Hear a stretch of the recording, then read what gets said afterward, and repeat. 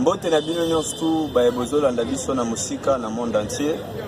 Bino ba bolingaka émission na bino Tam Tam spirituel d'Afrique. Mokolo na lelo tozana esengo parce que toyambi mosala na Nzambe. J'aimerais que Yemoro pe ami se présenter. Bonjour mosala na Nzambe. Bonjour papa, journaliste. Hein? Oui, bandeko bazolanda balingi bayeba obengami na kombo ya nani église ezali wapi? Merci na papa, maman, yo ozui libaku ya kolananga. Je m'appelle prophète Joseph Yelemone Imwime. L'église est au niveau de la commune de Bandalungwa. Et puis nous sommes dans la commune de Mongafula, à Matadi Kibala, à Badiading et à l'intendance. Merci papa. Toyambi yo tosepe na boya na yo vraiment. Bandeko nyonso bazolanda basepeli. Tolingi toyeba ozoloba pona makambo etali étoile oyo emonanaki na kati ya Afrique précisément awa na RDC. Bandeko balandi balingi bayeba ezali pona nini soki oyokoki olimbolela biso malamu. Merci beaucoup. Yaya yom tozolanda nga. Il y a de cela des décennies, et une étoile moko télémine justement l'espace aérien. Il y a Afrique, précisément na Congo. Étoile moko isa ko briller, ko banda 18h juste. Ba je me suis dit 18h juste ka yango moko. Na likolo mo mo étoile musuti ka yango moko wana. A je me suis dit 19h juste tibutu. Tala likolo okomona étoile zo na beaucoup plus na côté soleil donc côté ouest. Côté ouest étoile na zobima. Et ça étoile o eza ko marqué retour à Jésus-Christ de Nazareth. Donc notre Seigneur Jésus-Christ est déjà de retour, il est là. Il est déjà là avec nous, il marche avec nous, nous prions ensemble avec lui. Cette étoile-là marque aussi la présence de Dieu ici en Afrique, dans notre pays aussi Congo. Il y a des personnes qui attendent le retour de Jésus-Christ. Il y a une robe blanche, il y aura des anges qui vont jouer des drums.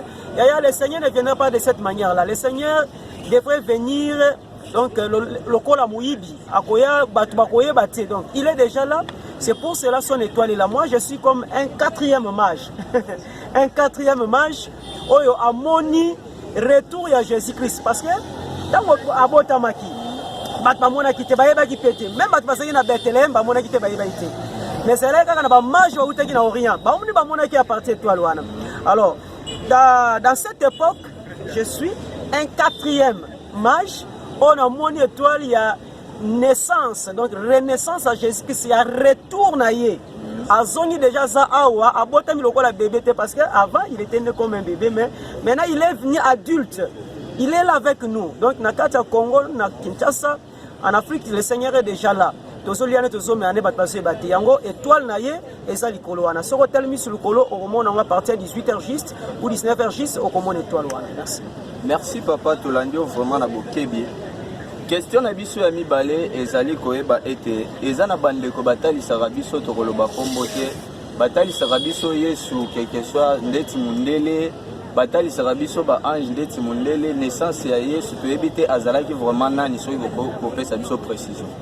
Merci beaucoup pour la question. La question oyo napesi frère Patrice Ngoy Musoko esika azali mbote na ye parce que ya yemba nzemo moko oyo bayebisaka ye pe ayemba alobi on me dit souvent que Jésus n'était pas noir. On me le répète, je n'ai pas une belle voix musicale, hein, mais quand même j'ai dit interpréter grand frère Nangab.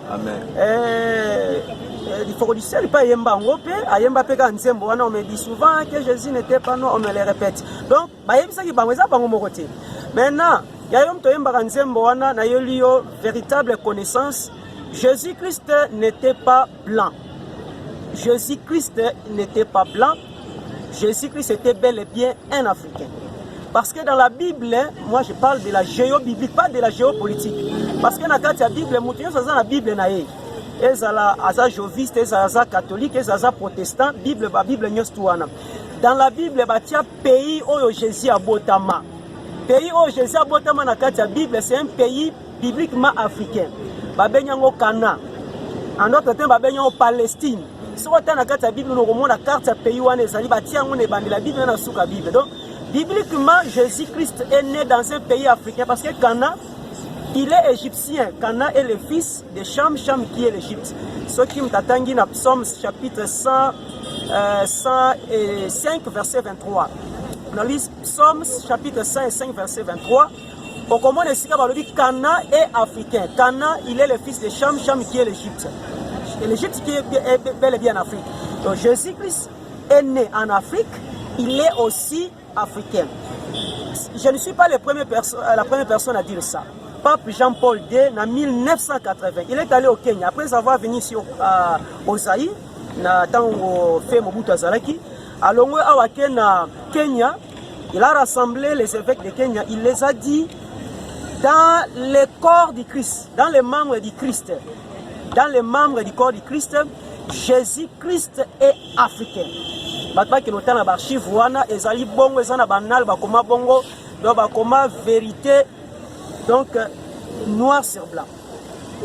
Batu musu ba yebakate batu bele bakanisa ke ba ange bazala kamindele. Les anges n'ont pas de couleur, les anges sont des esprits. Nga na zona chance nzamba yebisinga tala ba ange bino bosamela parce que batu bele ba bonne ange Michael ya ange Gabriel ya mais ils n'ont jamais eu cette occasion là, cette chance là, nzamba révélé ba ange wana mais il y a eu donc à plusieurs fois je peux le dire ma vérité Dieu m'a fait grâce de parler avec les anges et que les anges aussi me parlent. Natikala komona ange amundele te ange pe amundu te. Les anges n'ont pas de couleur. Bato balotaka bandoto ya ba ange mindele o ange moka bimele ange azaki mundele pe makasi. Non, ça c'est le fruit de la colonisation. Ange mundele azalaka te. Na yebiso mtolotaka ange mundele, yebisa ange wana prochainement ya na couleur no mutu mundi parce que un blanc ne rêve jamais un ange sous forme ya mutu mundi na couleur mutu mundi azalaka te. Ba ange ya pende mindele bazalaka te. Les anges n'ont pas de couleur. Et je vais aussi ajouter parce que en même temps que Adam et Ève étaient bel et bien des Africains. Mais quand on nous dit l'Afrique est le berceau de l'humanité, c'est-à-dire que la vie a commencé ici en Afrique. Mais dans on nous dit, on nous parle l'Afrique est le berceau de l'humanité, mais on voit quelque part dans des revues, dans des livres, quelque part là, je ne peux pas citer le nom, on nous présente Adam Moko Moulele contre les gars Mindele Bangmoko. Eve Moko donc azanga nduta azanga tashi. Mais bana ko la na kate sobenda ko ezala kite. Na ebita bana ko pakola savon nini tenovato benini. Alors ça c'est pas vrai. Adam et Ève, mon frère, ceux qui me suivent, Adam et Ève étaient bel et bien des Africains. Ils étaient tous des Africains. Nazana image moko bato bakuko landango Yves Kopas. Yves Kopas, il a dit ça aussi. C'est pour retarder l'extrait, bon, on a Sima. Il y a la question au papa a posé et vous appelez le comment copier. Tous nos ancêtres étaient africains. Nous sommes tous africains, Karine. Nos ancêtres, Yves Kopas, en Afrique, il y avait du soleil. Tous nos ancêtres étaient noirs. Les ancêtres des Danois, des Espagnols, de tout le monde, etc., étaient noirs. Oui. Ndeko balandi tozo continuer na émission na biso tam spirituel d'Afrique bino nyonso bauti kolanda malamu lolenge mosala nzambe auti ko détailler pour na biso tolandi biso nyonso malamu mosala nzambe tolingi totuna question mosusu mpona koyeba ete pourquoi biso ba africain to ba congolais précisément tozalaka toujours na ba prénom ya ba américain ya ba européen okoki kotalisa biso soki ezali mpona nini. Merci pour la question. C'est ma question pour Malam. Bato bazolanda na yebi ke ba mususu bazaka. Azolanda lokole a bénéficié de leur morasika bon bon ça c'est quoi c'est déjà entendu. Bon, déjà entendu, qu'est-ce que tu fais pour nous avoir connaissance nous mettre en pratique. Toza na kati ya libuni moko makasi. Je n'ai jamais vu un Français venir ici au Congo ou en Afrique et ce Français là porte un prénom d'un Africain. Il n'existe pas. Jamais en France ou en Belgique, vous allez voir un Belge qui porte un prénom d'un Luba, ou d'un Congo, ou d'un Swahili. Il n'existe pas. Bato boza na France, boza na Belgique, boza na États-Unis, boza na Canada. Tala na quartier siko ozali, tala na immeuble ozali. Luka mundele moko aza na kombo ya Chala Mwana. Ou bien aza na Chibangu. Ou bien aza na kombo moko Makese. Mundele moko aza na kombo ya mususu nani kombo Mampasi. Basate, mais quand les Américains viennent ici en Afrique, quand les Européens viennent ici, ils trouvent les Africains qui portent les prénoms européens et américains. Bon, avant colonisation, tous les Africains, chacun portait son nom du pays ou le nom de sa famille. Mais le fruit de la colonisation est fini.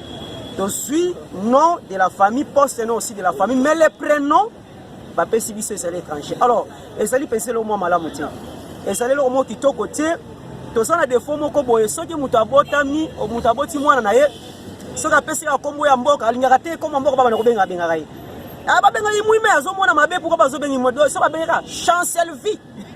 Françoise donc la dame se sent vraiment maintenant je suis en France, même si elle est à Kindele. Elle se sent comme si elle est déjà avant de Mindela Zolia. So yoki jeune fille va benga blessing. Donc elle se sent déjà elle est aux États-Unis d'Amérique. Mais si ba bengi Makiese, pourquoi tu m'appelles Makiese? Toi arrête ces histoires là. Donc pour nous dire que il faut tous la cultiver, tous la fier na ba kombo na biso moko d'origine. Et c'est très important. Alors je parlais aussi de les retours à l'authenticité du président Mobutu. Il avait dit ça. Pourquoi nous ne devons pas porter nos propres noms? Il avait tout fait. Malheureusement, sa vision a été coincée quelque part. Alors, Moutounios, on a un prénom européen, on a un prénom américain. Ça là est fort, hein? 2021, mais 2022, quand on a un prénom, soit il y a famille à papa, famille à maman, tu as un nom de la famille, un prénom de la famille, un post-nom de la famille, un prénom doit être aussi de la famille. Quand tu portes un nom de la famille, un poste de la famille, mais un prénom de l'étranger, mais demande d'abord ces étrangers-là, est-ce qu'eux aussi portent des noms des Africains? Mais nani mutako koso likamu ya moibo, mutako koso likamu ya buto mona te opumwaka te, mais likamu ya moibo. Ye azana kombo ya famille na ye, Jean-Jacques, Marie-José. Il porte le nom de sa famille. Bon, yo sikoyo oza même famille na yete, ozwa kombo na yo, tu te sens à l'aise. Mais tu te sens mal à l'aise quand on t'appelle sous le nom de ta famille ou un poste nom de ta famille. Voilà un peu. Donc 2022, prénom se faut changer yango. Oza pasteur, changer kombo wana. Oza député, soit prénom na yo ezala mboka na yo, ezala famille. Et biso nyonso. Donc les Européens, les Américains, non, les Africains se sont dit non, ils ne vont plus suivre Émile Jassé, c'est Émile Jassé qui avait dit ça. Avant indépendance est égal à après indépendance. Donc c'est-à-dire, tout doit être ainsi comme avant. Voilà le message. Dès que tu prénom, souvent chez nous il y a des noms, des postes et noms. Mais souvent les prénoms ils ont raté. Pour changer tout ça, pour changer, c'est simple. Pour changer prénom, na yo kozela yeso ou talikolota aya kolatio prénom moko. Kozela te passer aya kolatio prénom moko boye. Ne to mona kana baptême, mutake baptême basi pe koma baptême pe ba pesier. Kombo ya baptême na ye azoye baptême et ajo mutabate ajo bimana kombo moko ya asiatique. Mais il est africain. Pendant le baptême, le Saint-Esprit qui dit que le Saint-Esprit est sur là, comme Moroboye, et ça qu'on a au Canada et au Pessaye. Mais le Saint-Esprit là, il n'a pas vu des noms africains dans ta famille ou dans la famille de ta maman, dont le Saint-Esprit a sauté. Même le Saint-Esprit commence à détester nos noms africains. Comment les Africains peuvent continuer dans telles histoires? Donc, c'est-à-dire, Moutouye moko fasala est fort. Atala kombo na ye prénom na ya zela te ba ya kopesela nkopesela yo moko. Ce nom là peut venir à travers l'inspiration, ce nom là peut être ramassé dans ta famille, il y a plusieurs noms. Voilà. 2022 yom tolaninga. En tout cas, je vous parle la vérité, change ton prénom là. Ton prénom là, ce n'est pas de ton pays, ce n'est pas non plus de ta famille. Porte un prénom de ta famille, un prénom de ta collectivité ou de secteur, tout comme ça fera de toi ton identité réelle. Merci papa, Tolandi vraiment na boké bi malamu lolenge o expliquer bisoto o manioli vraiment malamu. Je pense que biso nyonso tozolanda tozi boyebi na oyo mosali na Nzambe auti koloba. Papa, tu as une question entre parenthèses pour la chanson Tozo Kamikolo, souvent qui est Nini Tosalité. Je ne sais pas. La chanson est Nini Tosalité. Nini Tosalité? Oui. Nini Tosalité? Nini Tosalité, je ne sais pas. Ah, Nayoka Kiamo. Nayoka Kiamo. Banse Mabonga Lingango Makas. Banse Mabonga Lingango Makas parce que nous ne pouvons pas être pasteurs hypocrites. Dans l'église, on est comme des anges. Et quand on rentre à la maison, maintenant on devient Kofi, Ferré, on devient Fali. Nzembo oyo bandeko wana bayembi nini tosalite. En tout cas, pour Nangai, eza nzembo mabete, eza nzembo sokola ni ba parole ngokuna na kati. Ba fini mama ya mutu te. Nani oba fini mama ne kuna na kati. Nani oba fini papa ne kuna na kati. Nani oba fini mwana ne kuna na kati. Ba fini mutu te. Balobeli ba interpeller ba politiciens na biso bazana bazo sunga biso na kati ya politique babongisa mboka parce que nini to salite biso yeto oteate nini to salite mati ya to tei ba délivrance tozo sala nyos tozo sala mais ba problème otanga totangi otanga d'ailleurs kuto tozo sala mission to sala na bâtiment administratif ya université ya iniki na biso tozo ba étudiant bazali bazo otanga bazo silisa mais po bazo musala. Hein? Nini biso to salite ba pasteur to soka na ba intendance ba prière ndenge na ndenge nini to salite to te une église bandimba ke ba marche nini to salite mais nazo mona kaka ba promesse ka par exemple na ko soka te loko moko banda tango mobutu akei ko banda lelo nazo mona à plus de 20 ans. On va citoyen congolais, bazana carte, bazana pièce d'identité, bazana na carte d'électeur. Ce qu'on a évité. Mais n'importe la carte d'électeur et une pièce d'identité. Il y a une différence entre une carte d'électeur et une pièce d'identité. Il y a toute une différence là. Carte d'électeur c'est là où on kende kopona, na kopona député, na kopona président de la République, ou les carte d'électeur. Mais pièce d'identité ezali identité ayo mutu. Et cette identité, bon, on a évité une totalité.